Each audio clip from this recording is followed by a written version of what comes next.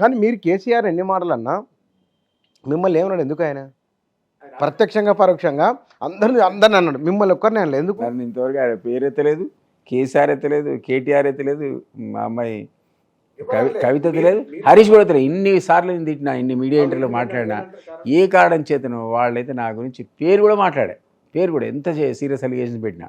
నేను అనుకోవడం ఏంటంటే మరి ఏమన్నాడు ఆయన అని ఒకసారి విని సర్లే అసలు సంగతులు ఇంకా చాలున్నాయి కదా చెప్పలేదని ఊరుకుంటున్నారో అనుకుంటున్నారు. అంటే అసలు సంగతులు అంటే ఏమున్నాయి? ఎన్నన్నీ ఉంటాయి, ఏమిటంటే పర్సనల్గా ఆయన ఆంతరిక కార్యదర్శి కదా, భార్యకు కూడా తెలియని రహస్యాలు ఆంతరిక కార్యదర్శి తెలుస్తాయి, మా తెలియకుండా నేను చేయలేడు కదా. అంటే ఆ రహస్యాలు తెలుసు కాబట్టి మీరు ఏమో మరి నేను అనుకుంటున్నా, మరి ఆయన అట్టుకుంటున్నా నేను అని మీరు అడిగితే జనరల్ అనాలిసిస్ తప్ప కేసీఆర్ పలానా కేసులు ఇది చేసిండు అది చేసిన అంటలేను కదా. నేను చాలామంది ప్రయత్నం కూడా చేసిండు, కొత్తలో ఆయనతో తిట్టుకుంటా బయటకు వచ్చిన సందర్భంలో మీడియా చాలా ప్రశ్న అడిగింది, మీరు స్పష్టమైనటువంటి ఉదాహరణ చెప్పండి, ఎక్కడ కరప్షన్ అయింది, ఎక్కడ ఏమైందంటే నేను చెప్పలే. చెప్పండి, నేను ఒకటే చెప్పిన, నలుగురికి ఆల్రెడీ తెలిసిన విషయాలు మాత్రమే మాట్లాడతా, ఇది ఢిల్లీలో, ఇక్కడ మనకు తెలియదు. సో అవన్నీ వింతలు ఇక్కడ అవి చెప్తా, కానీ ఆయనకు నాకే తెలిసిన అంశాల జోలికి నేను పోను. అట్లా ఇద్దరికి ఎందుకు పోను అని అంటే అడిగినాను, ఎందుకంటే ఎథికల్ రీజన్స్ పోయి నా మీద నమ్మకంతో ఒక విషయం చెప్పిండు, నేను నీ మీద నమ్మకంతో విషయం చెప్తా, నువ్వు బయట చెప్తే అది ఇక మోరల్ వాల్యూస్ ఏముంటాయి అవి మాత్రం నేను చెప్పా అని ఎప్పటి నుంచైనా మీడియాతో కన్సిస్టెంట్గా ఇప్పటివరకు అట్లాంటి విషయాల జోలికి పోలే. ఆఫ్ ది రికార్డు ఎవరు చెప్పలేదా? కానీ మన మీద నమ్మకం మాట అట్లాంటలే నేను అంటే మీ ఇద్దరికి మాత్రమే తెలిసిన విషయాలు పబ్లిక్ చెప్పనివి ఒక డజనా 2 డజన్లు ఉంటాయి ఉండదు, నేను చెప్పలే. అది సుదీర్ఘ అసోసియేషన్ కదా, దాదాపు 4.5-6 ఏళ్ళు పనిచేసిన ఆయనతో, 6 years పనిచేసిన సరిపోయి ఎన్నో ఉంటాయి. హ్యుమానిటీ ఉన్న వ్యక్తి కదా, డెఫినెట్లీ ఇప్పటికి కూడా నేను మెచ్చుకునేది. ఇప్పుడు కేసీఆర్ గెలిచే ఒక్క సీటు కూడా ఏమన్నా ఒకటే గెలుస్తాను, ఒకటి ఎవరు? కేసీఆరే. కేసీఆర్ అనేవాడు ఈరోజు కాంటెస్ట్ చేస్తే నిజంగా ఏ పార్టీ కూడా ఆయన ఓడించలేదు.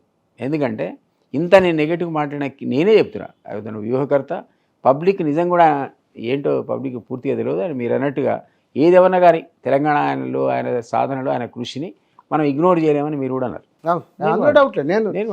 ఈ స్టేట్మెంట్ నేను కన్సిస్టెంట్గా కేసీఆర్ పాత్ర లేకుండా తెలంగాణ నేను కూడా అంట, కన్సిస్టెంట్గా అంట, కేసీఆర్ తెలంగాణ సాధించడంలో ఆయన కృషిని ఎవడు కూడా ఈ 10 ఏళ్ల పాలన వేరు తక్కువ చేయడానికి వీల్లేదు. 10 ఏళ్ల పరిపాలన జరిగిన అవినీతి వేరు, అంశం వేరు, తెలంగాణ ఆకాంక్షలు నెరవేరినాయా లేదా ఆ చర్చ వేరు. కానీ యాజ్ ఎ పర్సన్గా అతని కంట్రిబ్యూషన్ మీరు తీసివేయడానికి వీల్లేదు. అది జరిగిన సందర్భంలో నేనేమంటే ఇక ఆ ఒక్కడు ఖచ్చితంగా గెలిచినే అంటాను నేను ఇప్పటికీ. ఎందుకంటే ఆ కారణం, ఆయన పతనానికి కారణం ఏంటంటే ఒకటి అహంకారం, ఒకటి అవినీతి, ఇంకోటి పక్కకున్న నలుగురు సంతోష్, కవిత, కేటీఆర్ వాళ్ళ అహంకారం, హరీష్ రావు కొంతవరకు, ఇంకొక పర్సన్ మిస్ అయినట్టున్నా, అంతేనా? కవిత ఇంకా కాంగ్రెస్ వాళ్ళు రొటీన్ చెప్పే డైలాగే ఇది. అంతే నేను మొదటి చెప్తాను, 2009 నుంచి చెప్తున్నా, కాంగ్రెస్ అసలు నోరు కూడా ఇప్పటి సందర్భం నుంచి చెప్పాడు, అప్పుడే చెప్పిన ఆయన లాభం లేదు. కాబట్టి వీళ్ళు ప్రధాన కారణం ఆ పార్టీ ఈరోజు నామరూపాలు లేకుండా పోవడానికి వీళ్ళే కారణం. నామరూపాలు లేకుండా పోలేదు కదా. రేపు పొద్దున ఎంపీ ఎలక్షన్ మీరు ఒప్పుకుంటారు. ఈరోజు 39 seats వచ్చినాయి కదా, మీరు పార్లమెంట్ ఎలక్షన్స్ అయిన తర్వాత 6 నెలల వరకు అంచనా వేసుకోండి, ఎంతమంది ఉంటారు అనుకుంటున్నారు మీరు? నేనైతే 9 మంది ఉంటారు అనుకుంటున్నా. అంతే, 39లో 30 మంది పోతారు, 30 మంది వెళ్ళిపోతారు. ఎక్కడ పోతారు? బీజేపీకా? ఎట్లనే పోవచ్చు, కాంగ్రెస్కి 90% పోతారు, 10% బీజేపీ కూడా పోతారు. ఎందుకంటే నేను ఇంతకుముందు చెప్పినట్టు అసలు 2 స్థానాలు కూడా గెలవడం బీజేపీ ఈరోజు 4-5కి వచ్చిందంటే, ఇప్పుడు ఆ 30 మంది కనుక బీజేపీ వైపు వెళ్తే పోయేవే పోరు. స్థానిక అవసరాలే ఎక్కువ అండి, స్థానిక అవసరాలు ఎవరికైనా ఎక్కువ. ఆ స్థానిక అవసరాలు దృష్టిలో పెట్టుకొని లోకల్గా వర్క్స్ ఎక్కువ ఉంటాయి, కానీ ఢిల్లీ లెవెల్లో వర్క్స్ ఉండేవాళ్ళు తక్కువ. కాబట్టి ఎక్కువ శాతం కాంగ్రెస్కి పోతారు, కొద్దిగా గొప్ప అటు సైడ్ ఢిల్లీ అనుబంధాలు అవి ఉండి ఆ కనెక్షన్స్ ఉండి ఆ ఎంపీ కనుక వాళ్ళ బీజేపీ గెలిస్తే అక్కడ పని కూడా అటే పోతాడు. ఎందుకంటే వాళ్ళకి కూడా గవర్నమెంట్ ఎవరినో రావాలో తెలియదు కదా. సో కన్ఫ్యూజన్లో కొంతమంది ఇటు కొంతమంది అటు పోయే అవకాశం ఉంటుంది, ఏదేమైనా పోవడం ఖాయం. అంతే. అంటే భవిష్యత్తులో అంటే ఒక ప్రాంతీయ పార్టీ అనేది లేకుంటే కనుక జాతీయ పార్టీలు ప్రాంతాల ఈ మనలాంటి రాష్ట్రాల గురించి అంత కన్సర్న్ ఉంటుందా అనేది ఒకటి ఉంది కదా.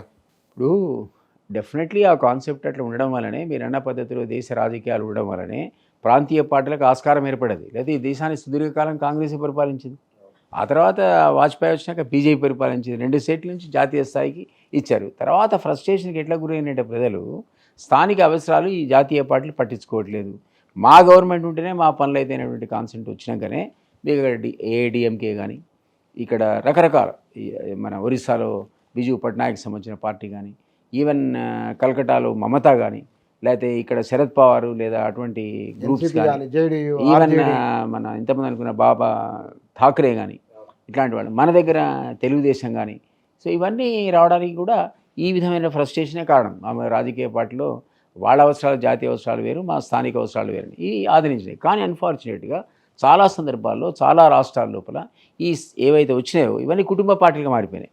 ఇంకోటి అవినీతికి ఆలవాలం అయిపోయినాయి. సో ఈ కారణం చేత విడుచుకోపోవడం కూడా మనం చూసాం. ఎట్లా రేజ్ అయినాయో అట్లా కొలాప్స్ కూడా అయినాయి. ఆ కొలాప్స్ అయిన సందర్భం లోపల మనం చూసాం కదా, బీహార్లో ఏ విధంగా ఆర్జేడీ రూల్ చేసింది, యూపీలో ములాయం సింగ్ ఇప్పుడు ఆ ప్రాబ్లం మీరు కుటుంబ పాలన ఒకటి, అవినీతి ఒకటి, ఈ రెండింటి వల్ల ఏమవుతుంది, స్థానికంగా కూడా చర్చ వచ్చి మళ్ళీ మీకు జాతీయ పార్టీల అవసరం ఏర్పడ్డది. ఇంతవరకు లేదు. అంటే ఇప్పుడు ప్రాంతీయ పార్టీగా టీఆర్ఎస్ రూల్, ఇప్పుడు బీఆర్ఎస్ అయింది, టీఆర్ఎస్ పోయి మరి దాని రూల్ ఎట్లా ఉండొచ్చు అంటారు భవిష్యత్తులో? ఇంకెక్కడ బీఆర్ఎస్ అండి, తెలంగాణ తీసేసినాక ఆయన డిస్కషన్లోనే లేడు కదండి. బీఆర్ఎస్ అనే పార్టీ పెద్ద తప్పది. ఆయనకు ఉన్నటువంటి అస్తిత్వాన్ని ఆయనే దెబ్బ కొట్టుకున్నాడు. నెంబర్ 1 ఎక్కడ పోయి శాఖ పెట్టిండు, ఆంధ్రాలో. దాన్ని ఏమన్నాడు, మనం ఉద్యమకారులు మీ జ్ఞాపకం ఉంటే ఆంధ్ర అంటేనే అది లంక, అందులో పుట్టిన వాళ్ళంతా రాక్షసులు అన్నాడు. అంటే ఓన్లీ రాజకీయ నాయకుల, సామాన్యులు కూడా, అంటే సామాన్లు కూడా లంకలో పుడితే చాలు వాడే రాక్షసులు అన్నాడు. అట్లాంటి రాక్షసుల ఏరియాలో మొదటి శాఖ పెట్టిండు పోయి బీఆర్ఎస్. పెట్టగా తెలంగాణ యొక్క ఇంపార్టెన్స్ తెలంగాణ ఎత్తేసి బీఆర్ఎస్ అయినా కదా నీకు నష్టం జరిగింది. తెలంగాణకు వన్ ఆఫ్ ది రీజన్స్ నువ్వు స్థానిక దూరం జరిగింది, ప్రజలు మాది కాదనే ప్రజలు అదేంటి మనది అనుకున్న తెలంగాణ తీసి పారేసి బీఆర్ఎస్ అంటున్నాడు అనుకున్నారు. ఈ అవినీతి, ఈ కుటుంబ రాజకీయాలు, ఈ కోటరీ, ఈ ఎప్పుడైతే ఉన్నారో ఈ ఆశ్రిత ఏమంటారు పక్షపాతం, బంధుప్రీతి ఉన్నాయి కదా, ఆ పదాల వల్ల బీఆర్ఎస్ దెబ్బతిన్నది. లేకపోతే మీరు అన్నట్టు ఎస్, రీజనల్ పార్టీకి ఉన్న వాల్యూ జాతీయ పార్టీకి లేకుంటే తెలంగాణ విషయంలో డెఫినెట్గా మావాడి ఉండాల్సిందే అని అనుకున్నప్పుడే కదా మీకు అధికారం వచ్చింది 2 సార్లు. కానీ ఇప్పుడు అది బూమరాంగ్ అయింది.